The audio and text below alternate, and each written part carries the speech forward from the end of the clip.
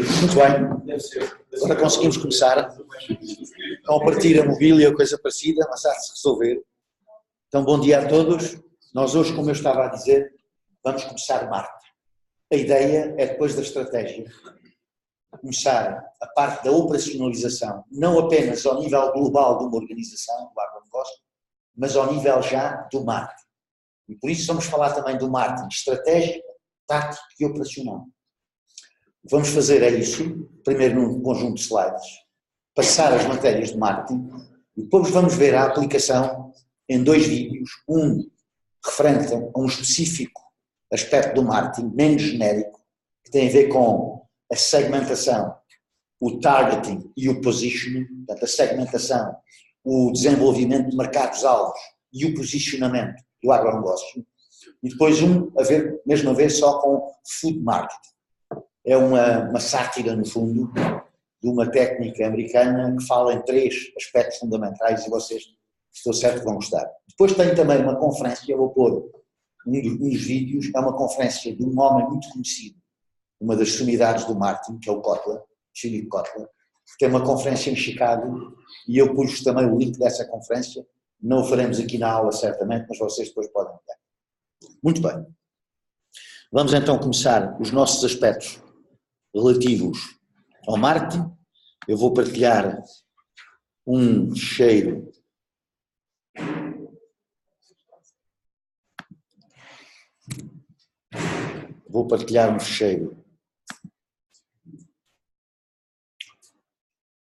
Nesta fase ainda estou a tentar partilhar o ficheiro, mas vou ter que fazer assim, penso eu, abri-lo.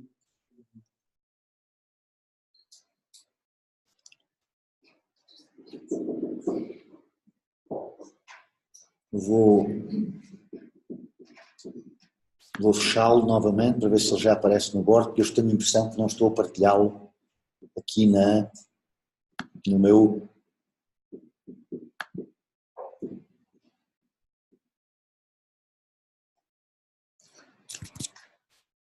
Não sei exatamente se estou a partilhar ou não. O que vou fazer é o seguinte, vou mesmo baixar para já este. Ok, não consigo baixar quando estou a minimizar. Portanto, admitamos que sim, e pelo menos fica a imagem. Estou convencido que estará a gravar, mas voltaremos. Muito bem. Então, cá está a bibliografia, tínhamos falado. A bibliografia vai ser a do Batalha. É o mesmo capítulo que eu já vos aconselhei na estratégia. Tínhamos falado que ele trata mesmo a estratégia como marketing estratégico. Não tem um capítulo separado para a estratégia. E depois tem uma parte final dedicada ao marketing. Vamos seguir isso.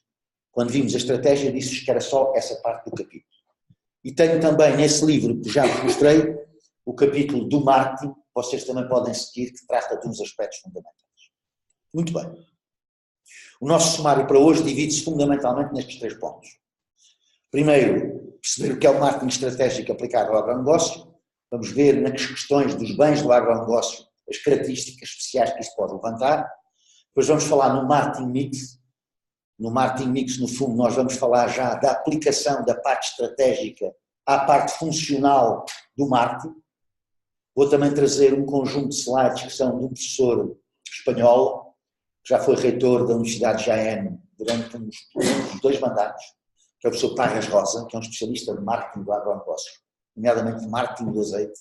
Esteve aqui há 2 anos connosco e fez aqui um curso sobre azeites, também com um conjunto de experts, mesmo na própria tecnologia de fazer azeite, da Organização Internacional dos Azeites. Mas pronto. E depois, a análise do ambiente de marketing, que nós já falamos da aplicação deste marketing mix ao agronegócio propriamente dito. E vamos escorrer os slides dele exatamente para esse efeito. Muito bem. Então, o marketing estratégia aplicado ao agronegócio. Quais são as necessidades dos consumidores atuais e potenciais e como satisfazê-las é o objetivo fundamental do marketing estratégia. Tal e qual como falámos na estratégia, um dos fatores-chave de sucesso de um agronegócio é de satisfazer um conjunto de necessidades de um consumidor.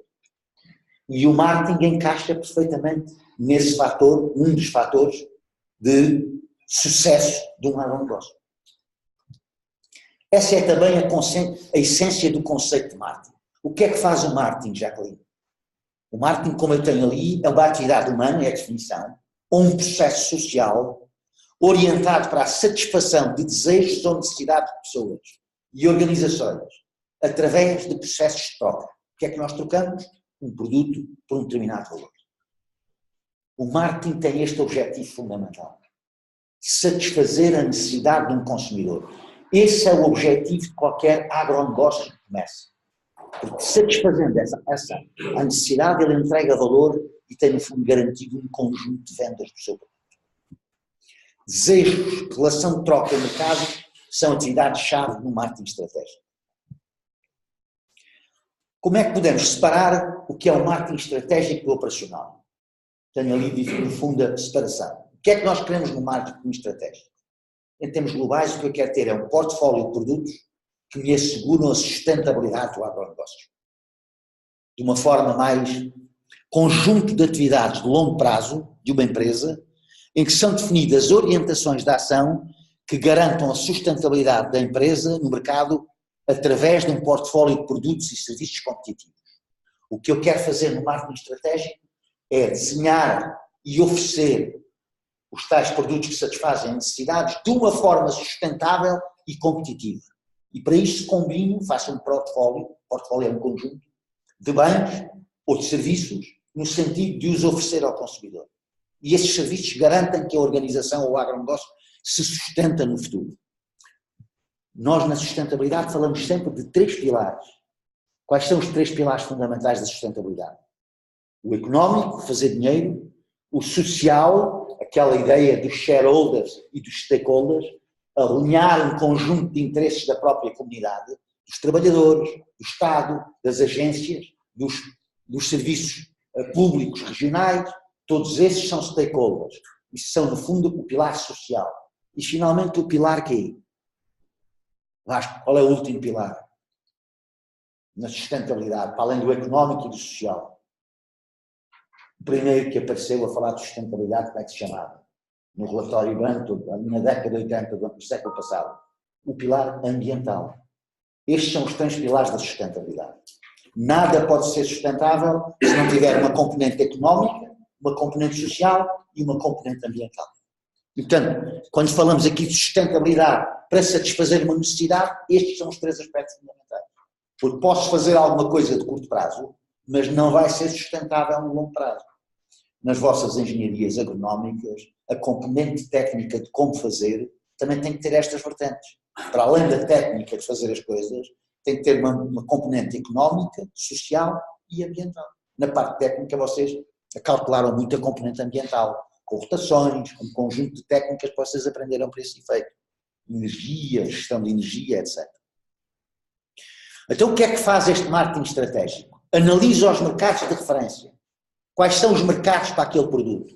No caso do agronegócio e no caso do vosso exercício, qual é o mercado, como eu pedi o vosso trabalho de casa, esta semana tem muito a ver com isso. Quais são os produtos daquele agronegócio e qual é o mercado? Alvo da empresa, identificar os produtos e segmentos atuais e potenciais. A tal ideia da segmentação do mercado, qual é o consumidor que me interessa, face aos produtos que eu tenho, como é que no fundo eu faço o alvo para aquele consumidor, o targeting, e como é que eu me posiciono depois naquele target para satisfazer esse consumidor. Os fatores do marketing estratégico, quais é que são? A atratividade dos segmentos ou nichos, o ciclo de vida dos produtos e as vantagens competitivas ou distintivas da empresa. O marketing operacional já passa, no fundo, a desdobrar os aspectos do marketing estratégico. Depois de ter os aspectos fundamentais da sustentabilidade do portfólio dos meus produtos, no marketing operacional eu vou acionar um conjunto de variáveis que fazem com que isto possa acontecer. Normalmente referimos aos fatores do marketing operacional como o marketing mix. Mix é uma combinação. O marketing mix são os fatores que se combinam no marketing operacional. Conjunto de atividades de curto prazo, já não é de médio e longo prazo, para um alvo e uma estratégia, para o atendimento e manutenção dos mercados atuais através dos elementos os tais elementos do marketing mix. Quais são eles? O produto, o preço, o ponto de distribuição e a promoção. Chamam-se estes 4 P's. Estes elementos chamam-se os 4 P's. Preço, produto, ponto de distribuição e promoção. Bem, para qualquer atividade de marketing, e nomeadamente para o agronegócio, nós precisamos de perceber as características do produto com que estamos a trabalhar. Lembram-se do fundamental daquelas 2 estratégias que nós falámos como fundamentais, depois podiam ter foco ou não? Quais eram as 2 estratégias fundamentais? Vasco, quais eram as estratégias fundamentais que nós falámos na última aula? O low cost provider. O low cost provider é focar-se no mercado como tendo as melhores condições de custo, produzir ao menor custo possível. E então é ter o produto mais barato possível em termos de custos e concorrer pelo preço. A alternativa é concorrer diferenciando. E diferenciando quer dizer introduzir margem que eu torno o meu produto diferenciável dos outros. Torno único, ou melhor, quero torná-lo o mais único possível. Posso não conseguir, mas introduzo-lhe características que ele seja identificável claramente. E isso é uma estratégia de diferenciação pela qualidade. Eu quero criar o meu próprio segmento de consumidores. Ou num determinado mercado, quero aproveitar um conjunto de consumidores que estão naquele segmento. Certo? Portanto, nesses aspectos, devo considerar o tipo de produto que nós estamos a tratar. Natureza da oferta e produtos. Por um lado, da oferta. E por outro lado, da procura. Natureza da oferta dos produtos. Os produtos são perecíveis, são sazonais e características da procura. Qual é o comportamento do consumidor? Nos bens do agronegócio, nós podemos olhar para a procura e para a oferta e caracterizar primeiro estes bens. Porque estes bens vão ter muitas implicações no marketing destes produtos. Como é que ele se vai desenhar naquelas 4 P's que nós acabámos de falar. E também no portfólio deles. Dispersão do segmento de produção agropecuária. As características da indústria. O trabalho que vocês estão a fazer de casa agora tem a ver já com uma primeira tentativa de perceber a indústria daqueles produtos. O que eu vou fazer depois em cada passo do trabalho de casa é que vocês, depois de complementarem um bocadinho em cada área funcional, revisitem a estratégia e a tornem a fazer. Eu vou-vos pedir agora, não nesta semana, mas para a próxima, que vocês façam o que tiraram agora do marketing, tornem a ler o que já fizeram do trabalho e incorporem mais uma componente. Vai ter a ver com a componente do marketing. E com isso vão aprimorar um pouco a parte inicial da estratégia. E hoje vai servir para isso. Aspectos estratégicos da organização da indústria, não é? Nomeadamente da importância das associações, das cooperativas, do negócio de transformação. Cada vez mais, ao nível do setor, os aspectos estratégicos são importantes. A ideia da cooperação de empresas, a ideia de se fazer agrupamentos de produtor, a de se juntar para, no fundo, exportar e ter outros mercados. Esses são aspectos novos no tal marketing estratégico. É por isso que eu começo por alertar para eles. E depois tendências de cooperação, redes, internacionalização e globalização do negócio.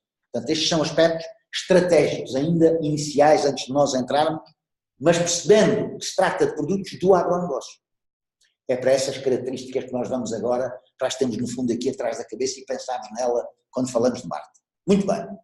Então, quais é que são as particularidades dos produtos agroindustriais? Esta parte é um pouco do Batalha, ele refere-as claramente. São produtos muito diversos. Uns são alimentares, outros não. Um exemplo de um produto alimentar. Como é que lembro-me do seu nome, se faz favor? Zé. Zé, mas era Zé qualquer coisa, não era só Zé mesmo, é Zé, pronto. José, então, lembra-me lá, se faz favor, aqui, um produto alimentar, qualquer. Carne, muito bem. E um que não seja alimentar, mas que seja da agroindústria. Força? Feno. Alimenta os animais. Pronto. Eu diria que, pronto, é verdade. É uma espécie de matéria-prima para os animais, não é para nós. Não, mas então cigarros. Onde é que se produz o tabaco? É uma agroindústria, claramente, que é uma indústria da agricultura, produz, mas depois tem uma parte de componente industrial, claramente. É uma agroindústria que não é uma indústria alimentar. Ainda que muitos americanos ainda mascam o tabaco, mas não é bem para o comer, é depois para o cuspir. Bem, uns perecíveis, outros não. Há bens alimentares que são perecíveis, há outros que não são. Um exemplo, um bem perecível. muito perecível. Não alface, bens hortícolas, no fundo. E um bem não perecível. Ou pelo menos que tem uma possibilidade muito grande. Talvez uma noz, já, no fundo, um fruto seco, já está seco, já não muda, continua. Uns com processamento complexo e outros não. Quem é que me dá aí um processamento complexo? Um produto agroalimentar com processamento complexo? O vinho é já complexo, não é tão complexo como um produto em que nós já estamos naqueles produtos de quarta geração, em que já está tudo congelado e é só pôr no micro-ondas e está pronto a comer. Esse é realmente um produto muito mais complexo, tem um conjunto de aspectos, mas há produtos que são muito menos complexos. Por exemplo, numa linha de desmontagem de frangos, eu quero tirar as pernas e os peitos, e isso é uma linha de desmontagem, é um processo agroindustrial, não é tão complexo como o outro. O HCCP, os pontos críticos destas duas indústrias são diferentes, porque uma trabalha com temperaturas e outros aspectos que a segunda já não trabalha. E um ainda menos complexo. Laranjas, embalar laranjas. Normalmente é só uma lavagem, são produtos de primeira transformação só, em que só se faz uma pré-lavagem e depois se põe uma rede e a respectiva marca do consumidor, por exemplo, se embalam em embalagens de 2 kg, por exemplo. Essa ainda é menos complexa. Mas quais são as características comuns que nós temos para estes produtos? Vamos ver algumas. Vamos começar pelas características da procura. Para perceber. São bens de primeira necessidade e maioritariamente de baixo valor unitário. São geralmente bens que custam pouco, baixo valor unitário. E normalmente são bens de primeira necessidade. Não é bem assim. A maioria são bens de necessidade. E as matérias-primas alimentares são realmente bens de primeira necessidade. Mas depois começam-se a diferenciar. E também depende da pressão que eu estou a fazer, da quantidade. Uma paleta ou um presunto de pata negra é um bem alimentar, e se for assim um presunto já não há de ser um bem de que seja de primeira necessidade. Pronto. Mas também é um bem já de algum rendimento, não é? Se eu for ali ao Corte Inglês e quiser uma boa cura e um bom presunto, gasto sem problemas nenhum 600 euros no presunto daquele, 700 ou até mais. Como posso comprar por 100 euros, se for um presunto de 9 meses ou 12 meses feito de outra maneira e que não tenha aquelas condições e não for de presunto preto, de porco preto. Variação do preço não afeta consideravelmente a quantidade consumida. Estes são exatamente as características que mais limitam aquela ideia de diferenciação. É essas que eu estou a dar principalmente. Com a diferenciação nós queremos contrariar estes aspectos que aqui estão. Variação do preço não afeta consideravelmente a quantidade consumida. Eu gosto muito de presunto, mas como um bocado hoje. E ao jantar ainda como um bocado, mas amanhã quero outra vez presunto, e no outro dia quero outra vez presunto. É capaz de ser um bem que eu não gostava de comer um bocadinho todos os dias como entrada. Mas às tantas fartas, se calhar quero variar um bocadinho. Faço também um paiozinho de porco preto, não é? Ou faço, por exemplo, uns canapézinhos com um bocadinho de queijo fresco, e um tomatezinho, e um bocadinho de... Como é que se chama o tempero que nós pomos na comida italiana? Orégãos, ou mesmo aquele com uma folha comprida. Manjericão. De vez em quando cortamos o sabor do coisa com estas coisas, não é? Que são mais leves. Muito bem. Quantidade abundante, mas a quantidade não afeta consideravelmente a quantidade consumida. Quer dizer, o preço, quando varia, não vai mudar muito a quantidade consumida. Exatamente por esta ideia de saciedade. Eu não posso comer consecutivamente. Quantidade abundante, preços baixos. Muito. E vice-versa. Escassez dos produtos, eles sobem muito. Na procura, quando a quantidade abundante eu deixo de procurar, a oferta continua a aumentar e a procura começa a ter baixos, preço cada vez mais baixo. E ao contrário, quando é escassa, no fundo, aquela procura mantém-se e o que faz é com que os preços subam muito, porque mantendo-se a procura e diminuindo a oferta, vai acontecer que os preços sobem. Quantidade consumida varia pouco no tempo. Porquê é que eu digo isto?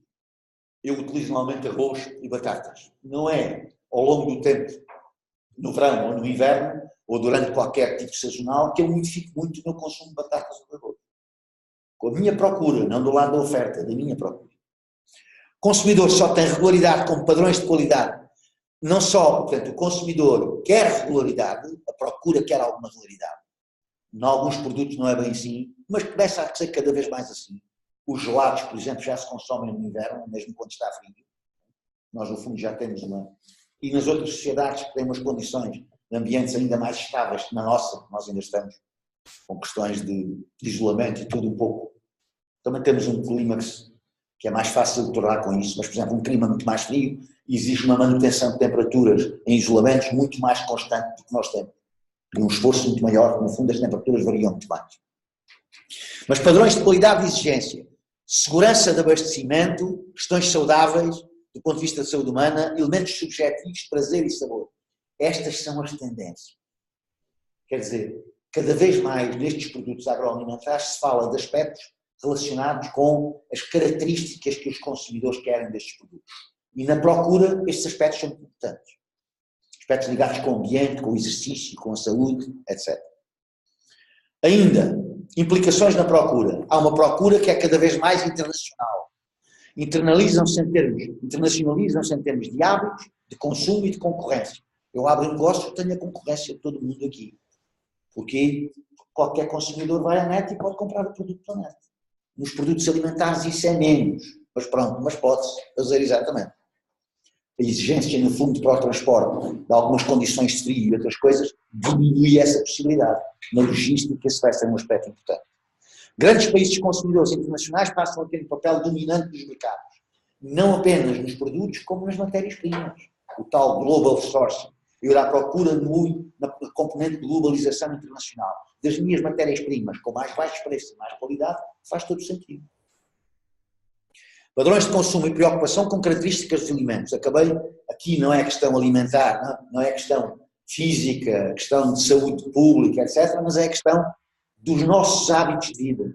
Temos menos tempo para cozinhar, queremos as coisas já mais preparadas, pegá-las e perder o menos tempo possível. Portanto, questões de rápida, de eficiência de tempo, porque no fundo já não temos uma estrutura social em que, por exemplo, um dos cônjuges não trabalha e teria tempo para fazer as coisas com outro, ou mesmo com a questão social da demografia, de vivermos já separados, muitos dos nossos pais, no fundo naquela sociedade tradicional de termos filhos com os avós, começa a ser cada vez mais difícil. Diminuição de tempo de preparação, facilidade de manuseamento, composição química, corantes, conservantes, etc. E ligação das matérias-primas à volatilidade de preços.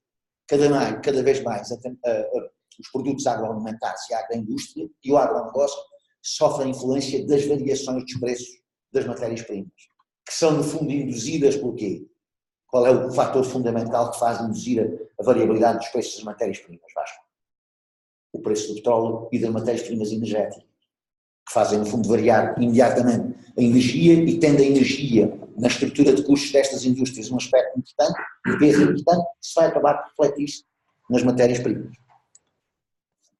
A oferta, ao contrário da procura, que é de característica fundamental é a estabilidade, a oferta tem realmente aspectos que têm a ver com muito mais instabilidade do que a procura. A natureza biológica da produção agrícola, os produtos agroindustriais estão ligados às matérias-primas pelas condicionantes que coloca a natureza. Há épocas de produção de determinadas matérias-primas. Essa produção é sujeita a clima e outros tipos de fatores. Vocês estão fartos de saber isso. Natureza biológica da produção é uma coisa viva. E sendo uma coisa viva, não é como parafusos que estão ali sempre, têm prazos de possibilidade desses aspectos, e esses também estão ligados. Elemento aleatório das condições climáticas, já me referi.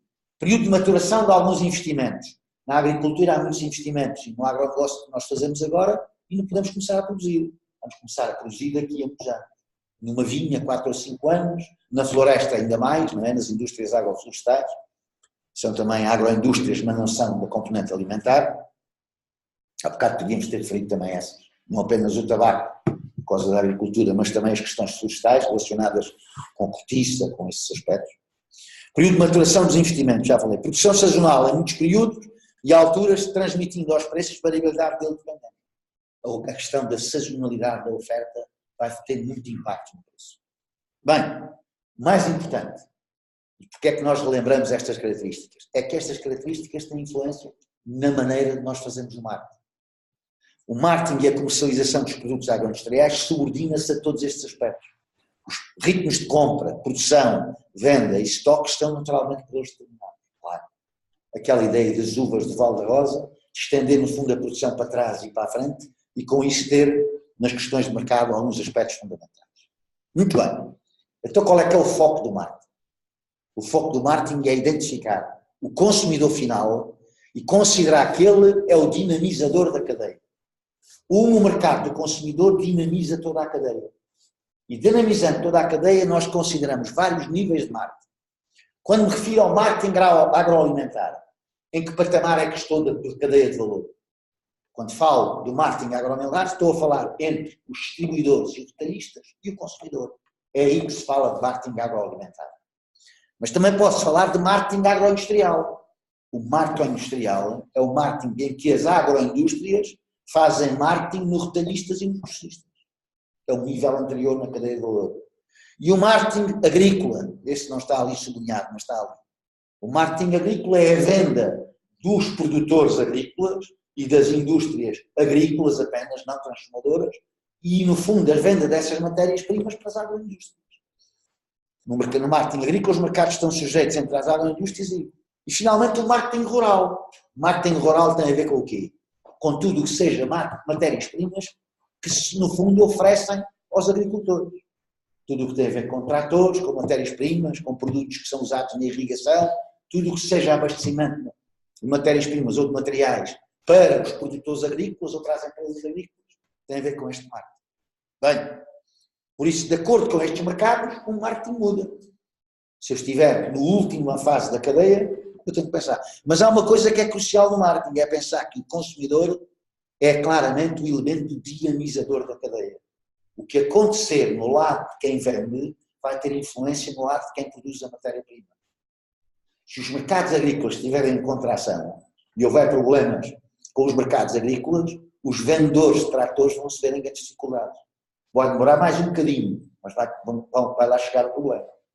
Se estivermos no fundo de uma sociedade cada vez mais globalizada e os produtores de outros países conseguirem vender para cá os produtos através das suas exportações, as nossas utilizações de matérias-primas vão diminuir. Portanto, a cadeia de valor é que vai fazer isso. Muito bem. Então, depois de percebermos isto, vamos lá ao marketing mix. O que é o marketing mix? São o conjunto de variáveis que, quando nós operacionalizamos o marketing, são importantes. Os tais 4 P's. Produto, preço, ponto de distribuição e promoção. Primeiro, produto. O que é que podemos dizer na parte do produto? Quais são os aspectos importantes? A definição pode ser mais ou menos esta. Conjunto de elementos tangíveis e intangíveis que pode ser oferecido no mercado para satisfazer o tal desejo ou necessidade. Muito bem. Então vamos lá a isso. Maria, um elemento intangível do produto. Um elemento intangível do produto.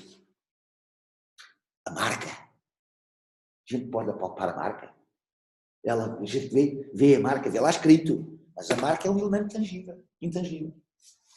Não é? Quando nós temos o produto, a marca vai estar associada, mas a marca é um produto, o próprio produto, aquilo que se chama as características intrínsecas do produto, não contempla a marca. Tenho aqui alguns elementos que podem ser tangíveis ou intangíveis. Elementos, o design do produto, a embalagem, o rótulo, a cor, o sabor e aroma. A marca, o sabor não é um elemento intangível. Estas características organolétricas não são, muitas delas relacionadas com aspectos intangíveis. Marca, linhas, imagem, prestação de serviço de pós-venda, garantias.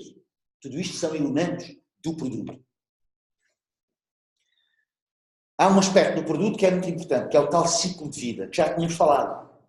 Nós, quando preparamos um produto e lançamos um produto, há uma fase de investimento no produto em que as vendas são pequenas, normalmente até há prejuízo no lançamento. Nós fizemos um esforço muito grande para lançar aquele produto. Depois há uma fase de crescimento, uma fase de maturidade e uma fase de declínio. Chama-se o ciclo de vida dos produtos. Na estratégia vimos alguns tipos de produtos e a importância de ter um portfólio em que temos produtos diferentes nos diferentes ciclos. A tal curva é essa. Não é? Tipos de produtos agroalimentares. Esta é que é a ideia de processamento. Em termos de forma e processamento dos produtos alimentares. São classificados em 5 gerações, de acordo com o estado bruto até ao pronto a servir. Tal ideia de uma refeição congelada é um produto pronto a servir. A ideia de um pacote de laranjas com uma rede é do primeiro grau. O tipo de armazenamento e a validade. Então já temos aí no produto. Daqui a bocadinho vamos detalhar mais isto nos aspectos do marketing do agronegócio. Estes ainda são aspectos gerais. Preço. O preço é o fator fundamental da escolha pelo consumidor. e relacionado com a procura-alvo, com os custos e determinante para a rentabilidade da empresa. Claro, há várias maneiras de fazer um preço. Uma hipótese é nós percebermos quem é que compra e situarmos o preço em função do rendimento de quem compra. Outra hipótese, por exemplo, é que basearmos no custo e fazer uma margem acima do custo. Isto não tem nada a ver com quem vai comprar. Isto tem muito mais a ver com o custo da empresa e depois uma margem. Quer dizer, há muitas maneiras de nós fixarmos um preço. Quem é que fixa o preço, Vasco? Não. O preço, o consumidor paga o preço. Quem fixa o preço é a palavra negócio, é a empresa. Pode depois vender ou não vender, mas quem fixa o preço, depois de fazer um produto, uma das decisões que eu tenho que tomar é qual é o preço que eu vou fixar para o produto. Como é que vou vender, que margem é que vou dar aos meus distribuidores e qual é o preço que eu vou fixar. Isso é crítico, não é? Não é assim? Normalmente, nós não vemos estas coisas, mas normalmente, nos mercados de compra e venda há aspectos interessantes. Quando se vende cortiça, como é que nós vendemos cortiça? Como é que sabemos o preço da cortiça? Quem é que fixa o preço da cortiça para uma negociação? Quem? Ou quem vende? Então como é que fazemos? Para vender cortiça, o que é que fazemos? Primeiro é o histórico. Nós vendemos cortiça de X em X tempo. E há pessoas que têm tiragens de cortiça em menos de 9 anos, porque têm várias zonas. E tendo vários blocos, se calhar tiram cortiça em diferentes anos. E a primeira coisa que se lembra é quando venderam há 3 anos. E depois vão olhar um bocadinho para o mercado. Então vão começar a falar com outros produtores de cortiça. Então quanto é que vendeste? Como? Que tipo de cortiça é que era? Era cortiça de grande qualidade ou não? Mas quem realmente pede dinheiro é a pessoa que vai vender. Quem vai comprar dirige-se ao Vasco e vai dizer por quanto é que quer vender a cortiça. Não lhe vai dar um preço de compra. O preço de venda vai ser negociado. Mas quem fixa o primeiro preço é quem vende, não é quem compra. Não é? Quando vai ao supermercado, compra lá um produto, a que preço? Ao preço que a pessoa que lhe vende quer vender. Pode não comprar, mas está lá o preço. Quer dizer, quem vende é que normalmente começa a fixar o preço. Depois pode haver uma contra-argumentação, mas é quem vende que começa a fixar o preço. Certo? Quando eu vendo cortiça, eu vou pedir um valor pela cortiça. Depois vou ouvir o que é que me diz a pessoa que compra. Se estiver exagerado, ele manda-me passear. Até pode considerar ofensivo se eu fixar muito alto mesmo. Se você está a abusar, vamos já embora. Ou não. Mas quem vende quer vender por melhor preço e quem compra quer comprar por melhor preço. E comprar por melhor preço é comprar o mais baixo possível. Vender por melhor preço é vender o mais alto possível. Não é assim? Claro que é. Bem, fator fundamental na escolha do produto pelo consumidor. Quando eu vender um produto alimentar, eu vou fixar um preço. Esse preço é passado aos meus distribuidores. Primeira coisa, os mercados são separáveis ou não? Eu vou vender ao mesmo preço aqui internamente que vendo ao exterior? Claro que não. Qual é a primeira diferença de preço nestes aspectos? Transporte. O transporte, à medida que nós nos afastamos, o preço da gasolina em Lisboa é o mesmo que em Évora, nas bombas perto da cidade. Claro que não. Na autoestrada o preço é o mesmo que aqui. Claro que não. Não só por condições de transporte, não, como as pessoas não querem sair da autoestrada para meter combustível, querem andar. Então é para se andar. Bem, vamos falando assim de coisas mais... Fator fundamental da escolha do produto pelo consumidor. Relacionado com a procura-alvo, a tal segmentação. Vai estar relacionado com características do consumidor. Do produto, mas também do consumidor. Isto é que se fala, a seguir ao produto, se fala no preço. Custos e determinantes para a rentabilidade da empresa. Cota de mercado. Determinante do posicionamento do produto face aos concorrentes. Se eu for líder de um produto, sou eu que certamente vou liderar o preço daquele produto. Porque se for líder, quer dizer que grande parte das quantidades do mercado sou eu que as vendo. Há um histórico dessa venda que me assegurou essa posição e eu devo continuar a assegurá-la. Mas os outros são seguidores do meu preço, se calhar. E, no fundo, a cota de mercado tem influência no preço. Variabilidade. É influenciado pelos níveis de produção associados à variabilidade de vários fatores. Produções agropecuárias, os climáticos, a sazonalidade e a previsibilidade. Quando eu chego ao fim da campanha e já tenho, por exemplo, as frutas ou outros produtos agroalimentares ou matérias-primas numa fase de maturidade muito avançada, eu, quanto mais pressa vender, melhor. Já tenho dificuldades ali. Os produtos que têm previsibilidade maior são muito mais difíceis de manter do que aqueles que não têm. Um exemplo do produto que é muito valorizado por causa das condições que tem de possibilidade de armazenagem e de previsibilidade. A pera roxa. A técnica, no fundo, na colheita, colher a pera numa determinada altura permite uma manuseabilidade fácil, poucos defeitos na própria fruta e um transporte e uma previsibilidade muito grande. Além de depois se porem também aspectos de conservação pela temperatura. Ponto de distribuição. O que é que tem a ver aqui o ponto de distribuição? Eu vou vender vinhos para o Brasil. Como é que lá os ponho? Que canais é que uso? Que organizações é que me levam no canal de distribuição o produto até ao consumidor? Sou eu que faço lá uma empresa? Ou vou utilizar um empresário lá já que vende vinhos? Ponto de distribuição tem a ver com esses aspectos. Conjunto de organizações que se encarregam de levar o produto até ao local no momento e nas condições de transferir a posse ao cliente potencial. O interface aqui com a logística, com os aspectos de transporte e disponibilização. O marketing tem uma interface grande também com o componente logístico e também com o componente de produção. Tipos: intensiva, seletiva, exclusiva, consoante a intensidade, número e natureza dos canais.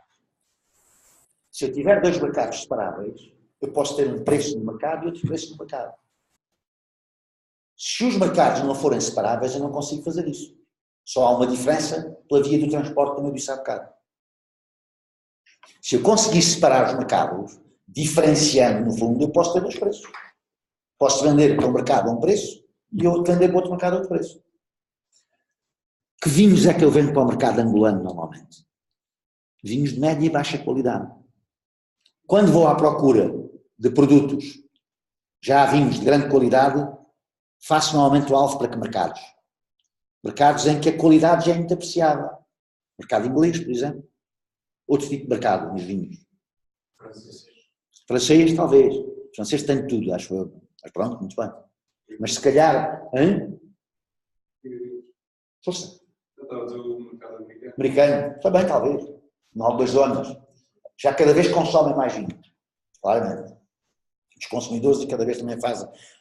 O mercado brasileiro, por exemplo, é um mercado importante do ponto de vista da qualidade. Porque são 200 milhões de pessoas, mas tem uma classe alta muito importante.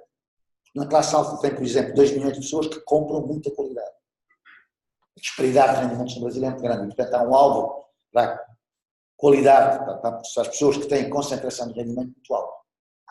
Os nossos preços para o mercado brasileiro são muito diferentes dos nossos preços para o mercado de Angola, por exemplo.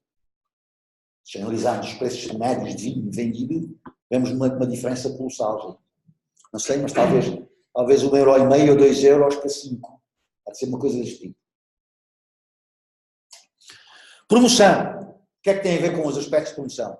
Tudo o que tem a ver como é que nós despertamos a curiosidade e levamos o produto até ao consumidor do ponto de vista de despertar a possibilidade de compra.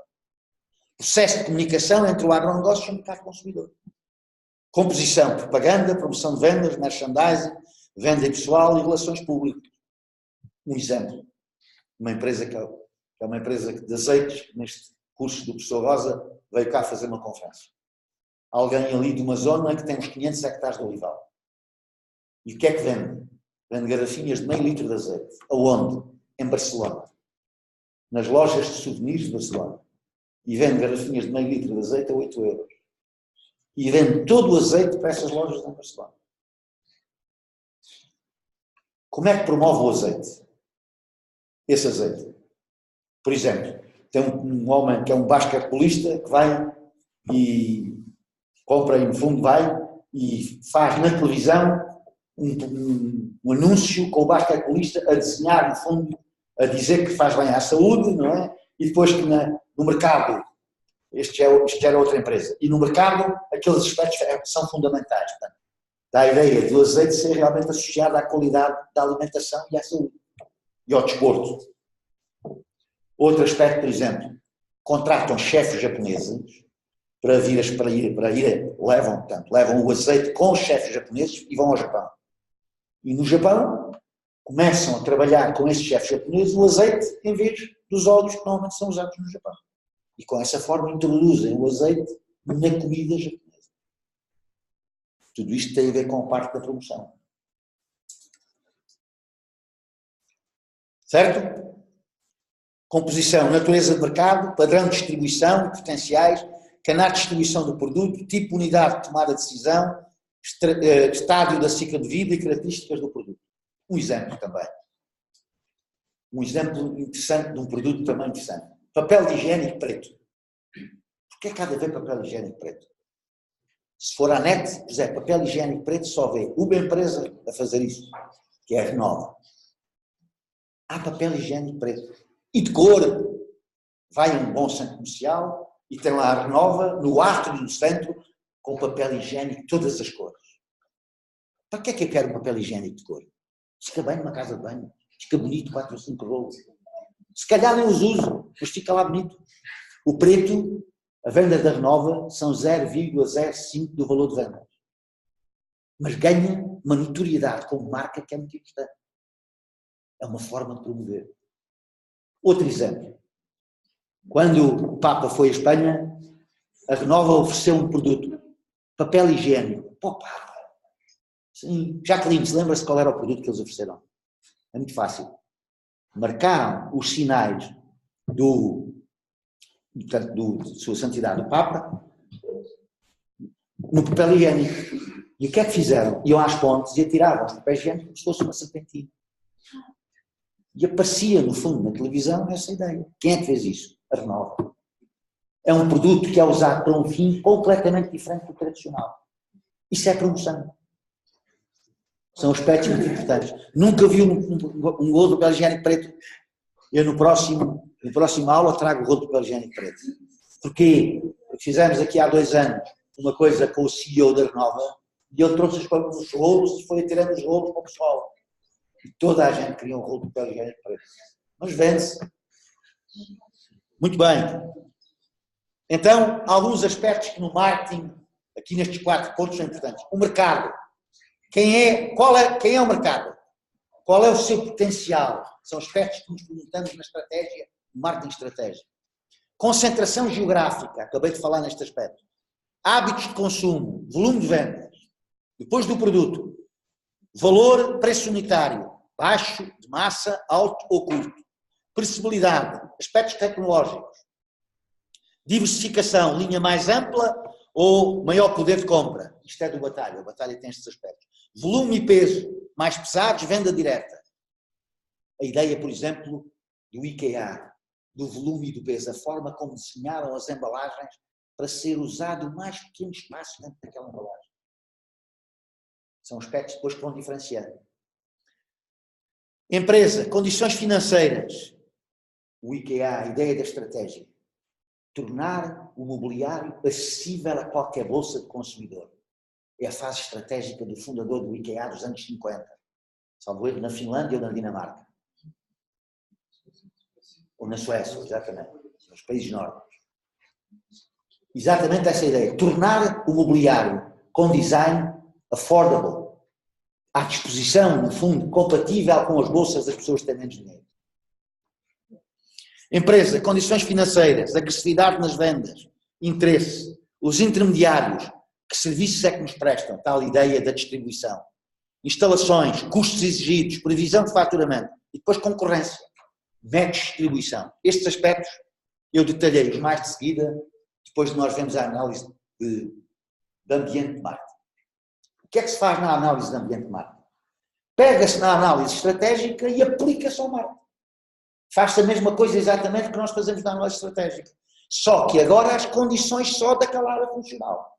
O ambiente do marketing vai estar ligado à componente estratégica que nós vimos, por isso é que eu digo que vocês vão revisitar o vosso trabalho, mas ligado à componente do marketing. Por exemplo, vou tratar aqui de alguns aspectos ligados com as finanças? Não. Isso vou fazê-lo quando chegar às finanças. Aqui vou tratar de marketing. Por isso é que se chama análise de ambiente de marketing. O que é que nós fazemos? Como é que definimos o ambiente de marketing? Os agentes e forças externas que afetam o desenvolvimento, a implementação e interações e o sucesso do relacionamento do agronegócio com o mercado-alvo. Portanto, é, no fundo, a análise externa que nós fizemos na estratégia, só que agora focada no mercado-alvo e nas condições de marketing. O que é que eu quero identificar? Oportunidades e ameaças, questões estratégicas, terão influência no sucesso da organização. É identificar em que medida os micro e macro agentes afetam a empresa. Quais são os micro, qual é o microambiente? O que está mais perto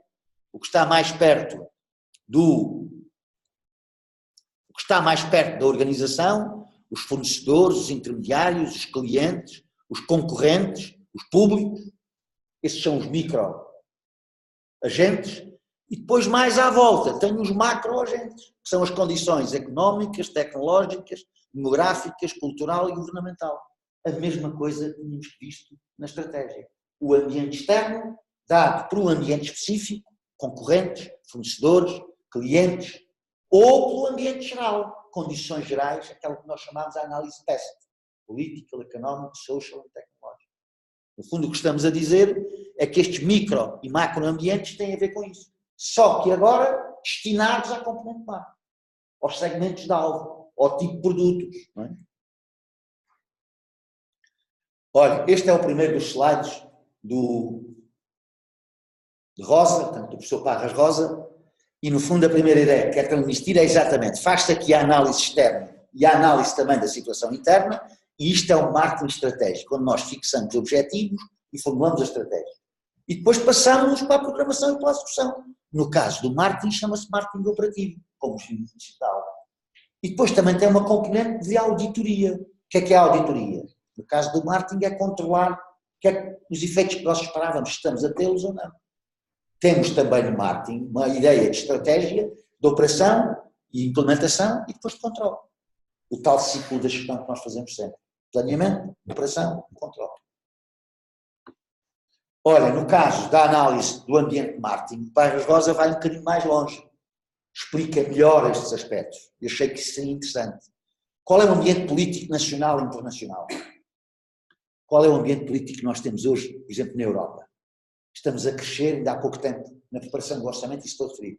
Estamos a crescer há 14 trimestres consecutivos. Isto dá uma ideia clara que a economia está em desenvolvimento, está em expansão. E isso é uma influência importante. Se ao contrário estivéssemos num ciclo, como estivemos entre 2010 e 2014, estávamos exatamente num ciclo ao contrário. Estávamos num ciclo de dificuldades com a questão das dívidas dos Estados e, portanto, dificuldades no crédito, a fazer fechar-se e as dificuldades cada vez maiores dos empresários. E, ao mesmo tempo, os consumidores também a diminuírem a sua confiança e a consumirem menos. Consomem menos, grande parte de tudo o que é o consumo tem a ver com esse consumir menos e, portanto, a economia cresce. O que é que eu quero na minha organização? É crescer, é vender mais. Ou vender pelo menos o mesmo que vendi o ano passado. Mas isso já significa não crescer, é manter-me. O objetivo é crescer. Para crescer, eu tenho que vender mais. Só posso vender mais, e só todos podemos vender mais se a economia crescer. Ou diferenciando o meu produto, às vezes também é uma oportunidade. Uma oportunidade. Haver, por exemplo, contrações económicas é uma oportunidade para nós transformarmos o produto. E com isso irmos buscar outro tipo de rendimento. As dificuldades às vezes também geram formas de oportunidade. Ambiente social, atualidade e tendências, também tem a ver com isto. Económico, nacional e internacional. Inflação, crescimento, PIB, desemprego. Brasil. Está numa boa altura de vender para o Brasil? Porquê? A situação social está instável. A situação social está instável? Isso é a mesma conversa que não é de empresário. O Brasil tem os reais, R$1, 4 euros por cada real. Já foi 1,75. Desvalorizou muito a moeda. E eu, para vender em reais, vou perder muito dinheiro. Ou então tenho que me dar muitos reais. Mas o que eu vendia por R$2 há 5 anos, hoje tenho que vender por 4. Quer dizer, houve uma desvalorização imensa. E o Brasil está a perder competitividade externa por essa via. Está a ganhar para os seus produtos. Mas para a importação de produtos, está cada vez mais caro. Hoje, se eu for fazer férias ao Brasil, numa boa unidade local brasileira de hotel, eu pago muito menos do que pagava há 2 anos. Também é 4 euros por real, é 4 reais por euro. Claro. Disse. Mas queria dizer 4 reais por euro, ao contrário. Eu disse que estava para 4 reais. É 1 euro, 4 reais. Não disse um quarto. 1 euro é igual a 4, disse 4 reais, não é? Não disse que era um quarto do real. Se eu tivesse dito um quarto do real, é que 1 euro valia um quarto do real. Mas disse ao contrário, disse 4 reais. Estava a referir a uma taxa, uma exchange rate, uma taxa de troca de 1 euro para cada 4.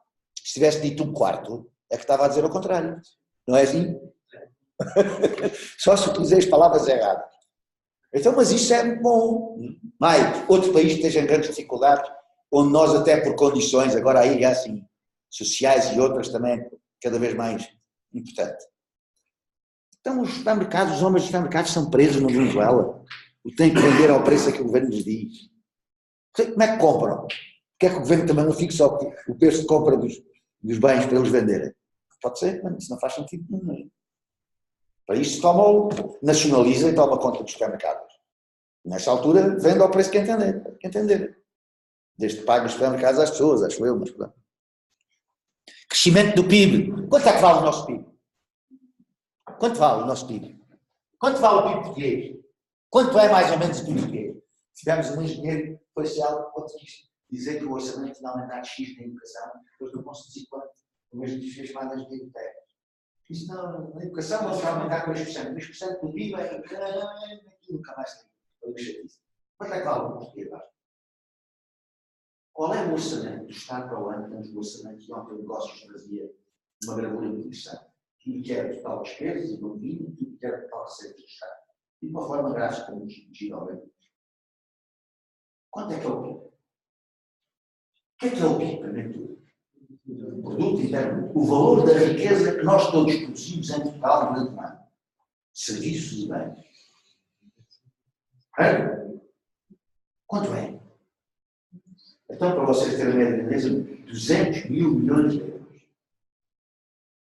Quanto é que o Estado gasta e quanto recebe de impostos? Vai ter um déficit de 0,2%. Quer dizer, ainda gasta mais do que cobra de impostos.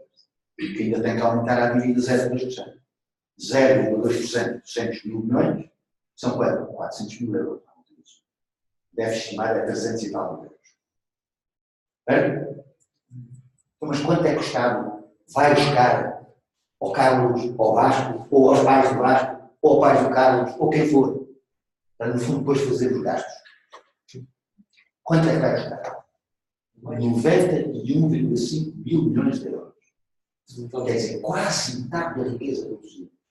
Vocês em maio ou junho, quando estamos a falar dessas coisas, de vez em quando aparece notícia. Até hoje, desde o princípio do ano, só trabalhamos para o Estado.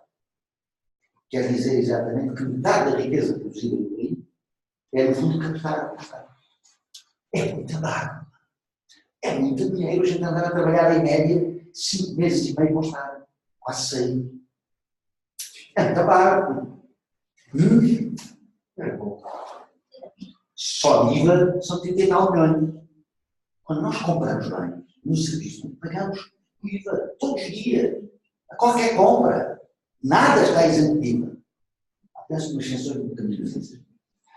Pagamos aquilo lá no bem. E o Jorge Martins, no continente, depois da outra vez, tem que entregar esses dinheiros bem. Quando vocês forem agora, acabaram de mais montar o vosso braço, quando faturarem, faturam o valor que vocês querem mais o IVA. E acima que vocês faturarem, no outro mês vão ficar mais tarde. Certo? Ainda por cima, pomos a trabalhar para o Estado. Somos nós que fazemos o trabalho dele. Para pagar, obrigamos o consumidor a pagar e depois vamos entregar. Senão a coisa corre mal. Bem, então já temos aí alguns números. Aspectos legais relevantes à comercialização. Aspectos legais relevantes à comercialização porque tudo o que tem a ver com a parte do agronegócio tem componentes muito importantes do ponto de vista legal. Os rótulos, o que é que precisam, o tipo de características dos bens. Há alguns bens, até à vista desarmada, não têm algumas características, mas é obrigatório controlar aqueles bens. Há mesmo questões de saúde pública, por exemplo, no leite e noutras coisas, tem que se garantir que estão controladas. Análise crítica e avaliação da conjuntura em geral. O que é juntura? Conjuntura. Normalmente fala-se da conjuntura num ano. A estrutura é mais que um ano. Não é? Análise do mercado por segmentos. Aqui já começamos a afunilar um pouco mais, que é consumidor por segmentos. Por segmentos. Nós vamos segmentar o mercado em termos gerais. É tal segmentação. Usando o quê? As características que nos interessam. Pode ser o rendimento, pode ser por cultura. O mercado, por exemplo, asiático pode ter aspectos culturais diferentes dos nossos. Segmentamos. E há técnicas depois para fazer isso. Uma das técnicas com que nós fazemos a segmentação. Análise de cluster. Temos um conjunto de dados de consumidores e vamos ver quantos segmentos é que temos juntando as características. E juntando os elementos que têm as mesmas características em termos médicos. Isto é uma técnica estatística que se usa. Vejam depois também na net, análise de cluster, se quiser. E ao contrário, há de um conjunto, de um grupo, eu ter um consumidor que dizia assim, pertence a que grupo? Isto chama-se análise discriminante. É saber, aquele consumidor pertence a qual dos grupos que eu aqui tenho formados. Também existe uma técnica para ver isso. Associa-se mais a este. Motivações e receios, preferências, percepções, hábitos, atitudes, comportamentos de compra. Um dos aspectos fundamentais é o comportamento de compra. Como é que as pessoas compram? Que características é que querem identificar? Com que frequência? Onde? Às vezes quem compra não é quem consome. Os restaurantes compram coisas, mas quem consome são os clientes. As donas de casa muitas vezes compram coisas para a família toda. Ou quase sempre. Ou os donos de casa hoje. Não é? Pode ser ao contrário. Hoje, em vez de ter as donas de casa, podem ser os donos de casa. Quando os homens hoje já estão em casa, trabalham. Análise do mercado por segmentos. Volume, importância, crescimento, tamanho, evolução e tendências. Posicionamento. Naquele segmento onde é que eu me quero posicionar. Eu vou vender azeite virgem extra. Como é que eu vou vender em termos de segmento, em termos de posicionamento? Onde é que eu quero vender? Para que tipo de mercado? Estes são alguns dos aspectos para o vosso trabalho de casa. Continuam a estar por aqui. São aspectos do marketing. Concorrentes mais diretos. Na análise da situação externa. Antecedentes da empresa. Historial. Relação completa dos produtos, incluindo descrição, em que se possa identificar a utilização dos produtos principais e subprodutos. Produtos da concorrência, historial do produto, do seu desenvolvimento até à forma atual, características comerciais, vendas por segmentos, participação, tamanhos dos produtos, distribuição física, ciclo de vida, embalagem, preços da concorrência. E agora é a utilização dos tais 4 P's, muito mais em detalhe.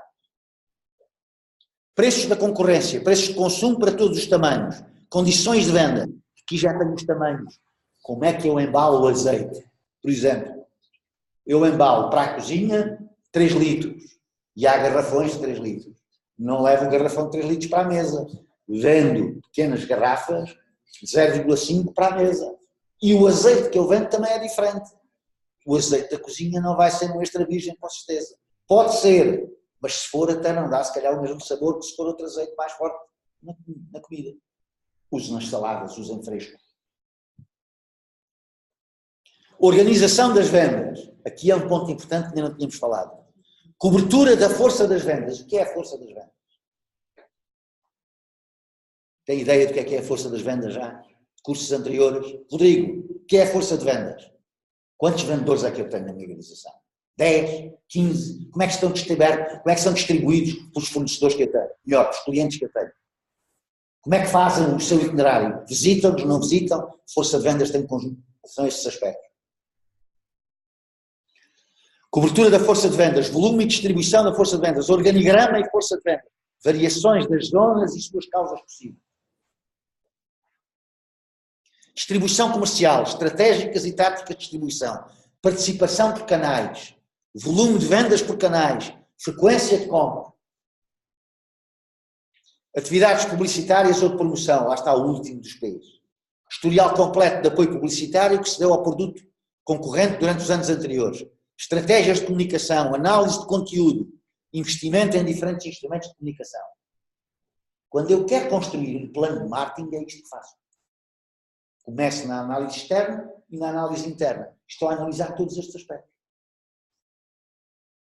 Depois, na situação interna, Lá estamos nós, no marketing, a revisitar a estratégia. Cá vem a missão. Missão, nascimento e história. Relação completa de produtos e subprodutos, incluindo uma descrição dos mesmos, que se possa identificar com a utilização dos produtos principais. Estratégias gerais de organização. Organização funcional das diferentes áreas. Organigrama, funções e relações interdepartamentais. E cá vem agora a análise dos 4Ps ainda mais discriminada, com aspectos cada vez mais importantes. Vendas por segmentos, participação, tamanhos, empacotamento da embalagem, já aqui, portanto cá estou no produto, depois tenho o preço, depois tenho a organização de vendas, distribuição e comunicação. E estes aspectos são calculizados em detalhe, em tudo o que é um plano de marketing. Certo? Um dos aspectos importantes também na fixação destas variáveis tem a ver com o modelo de comportamento do consumidor. Eu tenho que estudar como é que se comporta o consumidor. Relevância para identificar quem toma a decisão de compra, pode não ser o consumidor, como eu já disse há bocado, e quais são os fatores que se tomam em conta nessa decisão. As senhoras, eu às vezes sou um bocadinho negativo para as senhoras. Eu acho que a grande parte das senhoras compram as coisas que lhes apetecem. Às vezes. E também há homens que de vez em quando compram coisas que lhes apetecem. Mas realmente é uma decisão irracional às vezes. Não é uma decisão racional para a utilização de qualquer coisa. Apetece. Cada vez mais a sociedade de consumo tem esta componente, acho eu. É bonito. Agora não tem a ver com a parte racional. Fatores sociais e demográficos, fatores pessoais e fatores psicológicos. Olha, uma ideia das variações, das variáveis de decisão de compra. É uma ocasião, é dia a dia ou há dias especiais? Eu consumo vinho à refeição. Bebo sempre um copo de vinho. Bebo sempre. A maior parte das vezes. Não é sempre. Bebo que vinho é que eu bebo à refeição? É o mesmo vinho que bebo numa ocasião especial, num aniversário, ou no Natal, ou numa celebração de família, ou numa celebração de amigos. Não. Eu, por exemplo, tenho um colega brasileiro, quando ele comprava um bom vinho, assim um bocadinho mais caro, ele me dizia logo: Carlos, as minhas papilas gustativas não conhecem vinhos acima de $5. Isto era quando estava nos Estados Unidos. $5, acima de $5 ele dizia que os vinhos eram todos iguais. Não era claramente do mercado, onde no fundo o vinho fizesse muita diferença uns para os outros. Mas comprar, por exemplo, um Peramanca de €400 é já assim uma coisa já diferente, não é? Não há de ser uma decisão irracional daquelas de chegar ao quer dizer, a própria compra irracional tem algo de racional. Aqui eu não compro nada irracional, custa €400 assim de repente no vinho. Portanto, lá dentro também há qualquer coisa de racional. Não é? Eu acho que sim. Expectativas dos consumidores em relação à qualidade, às marcas, à exigência de embalagem, à conveniência. E o processo de compra, identificação do problema, busca de informação, avaliação de alternativas, decisão de compra e comportamento de compra. Consoante o produto e o segmento, nós analisamos este processo de compra. Os marketers, os homens do marketing, analisam este processo de compra. E vão situar-se naquele processo nos aspectos que consideram mais críticos. No sentido de influenciar o consumidor e levar a compra. E a compra sustentada. Os 4Ps passam a ser 4Cs. Já não é a ótica do produto, é a ótica do consumo. O centro é o consumidor. O que é que são os 4Cs? Valor ao cliente, menor custo, conveniência e comunicação. O Kotler, naquela conferência que vocês vão ter o link do vídeo, fala muito que nós tivemos uma altura em que nós estávamos no produto. Depois situámos no valor para o cliente. E agora situamos noutro aspecto, que é a componente espiritual do cliente. Tornar uma marca de confiança e uma marca que um cliente valoriza, tem muito a ver já com uma afetividade com aquela marca. E o marketing já não vai nas questões apenas de comportamento de compra, por via da qualidade do cliente, os tipos de cliente, etc. Nem por via dos tipos de produto, foi onde começou. Já vai na afetividade que isso transmite. A parte espiritual. Vamos gostar da conferência, que ele é um homem de retórica muito fácil e muito bom. Como oferecer mais valor ao cliente, na empresa e na cadeia. Diversidade das procuras dos clientes, novas formas de relacionamento da organização e o que é que significa a informação e as tecnologias de informação nisto tudo. Aspectos cada vez mais importantes na cadeia, a gestão da cadeia de fornecimentos, a ideia daquilo que se chama Supply Chain Management, como é que se gera a cadeia de valor em conjunto. Resposta eficiente ao consumidor, como é que se baixam os custos dos produtos e o consumidor beneficia disso. E depois também nas tecnologias de informação, como é que elas são usadas para ter um aspecto cada vez mais importante. Por exemplo, nós vamos ter alguns dos produtos que nos vão ser postos em casa cada vez mais. E cada vez mais se vão utilizar novas tecnologias. Cada vez se está a utilizar mais a questão dos drones, por exemplo, para substituir os tradicionais atiradores de jornais. Nos Estados Unidos há muita ideia de a pessoa ter o jornal logo de manhã. Portanto, os jornais são distribuídos normalmente por rapazes, adolescentes, que pedalam ali numa determinada área e vão tirando a distribuição de jornais, não é? Depois aparece o cãozinho que agarra o jornal, traz o jornal para o dono. Nos filmes vemos isso, não é? Pronto. Mas, cada vez mais vão usar drones para esse efeito. O menino dos jornais vai brincar com um dronezinho e vai pôr na vizinhança aos jornais nas casas dos clientes, por exemplo, não é? A Amazon testa muito a ideia de fornecer, através de drones, isso. Vamos ter até no seio das empresas formas de movimentação das matérias-primas com drones. O IKEA está a testar movimentação de produtos com drones. No fundo, baixar o custo desses aspectos. E, finalmente, pesquisa de mercado. A base de tudo o que se faz em marketing depois vai ser a pesquisa de mercado. O que é que se quer saber na pesquisa de mercado? Alguns dos aspectos que nós fazemos. Colheita, análise e comunicação sistemática de dados relevantes para o marketing da empresa. Caramba! Eles sabem a que horas é que eu vou ao supermercado. Como é que eles sabem? Como é que o produtor sabe a que horas é que eu vou ao supermercado? Jacqueline, como é que o jornalista sabe a que horas é que eu vou ao supermercado? Ô Jacqueline, ô rapaz, fornece-me um cartão. Além do cartão de crédito, ele fornece-me um cartão. E esse cartão é passado na máquina a uma certa hora, com os determinados produtos. Ele sabe exatamente o que eu compro e quando. E utiliza essa informação para vender as coisas. Claro! A gente nem se percebe o que vai dando dados às pessoas. Mas é assim. Isso é a sociedade, Jacqueline. E o de crédito também. O banco também sabe o que é que eu gasto. Claro! Hein? Hein? Claro! Parece que não, mas isto é uma coisa. E o meu telefone, para que é que serve? Como é que a maior parte dos assassinos hoje são apanhados? Os telefones portáteis, que acionam antenas e sabes onde é que eles andam. E o que fizeram e o que não fizeram. Objetivos, oportunidade da venda. Eu quero transformar essa informação numa oportunidade de venda do produto, do mercado, do consumidor e da análise das vendas. O esforço, quero usar isso para ver como é que monto as minhas vendas.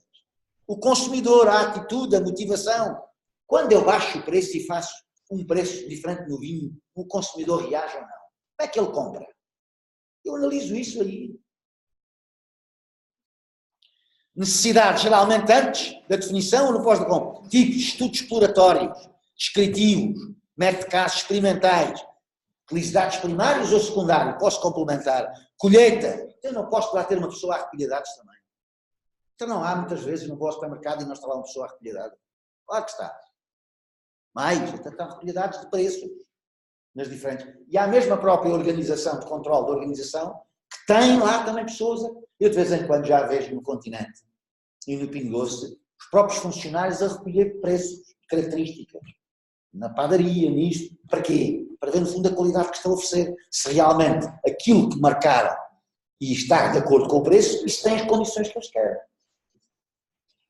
Tipos de amostragem. Posso usar diferentes tipos de amostragem. E etapas de realização de uma pesquisa. Formula o problema. Tenho fontes de informação, amostra e universo, instrumentos de recolha, pré-teste, colheita, validação, registro, análise. Num projeto eu tenho todas estas fases do projeto científico. Muito bem. E então, ficamos por aqui. Eu tenho o último slide com os tais 3 vídeos. E o que vou fazer a seguir, aqui na aula, é exatamente mostrar-vos estes vídeos. Espero que isto tenha gravado, que era uma boa ideia ter gravado isto. Vou só fazer o fim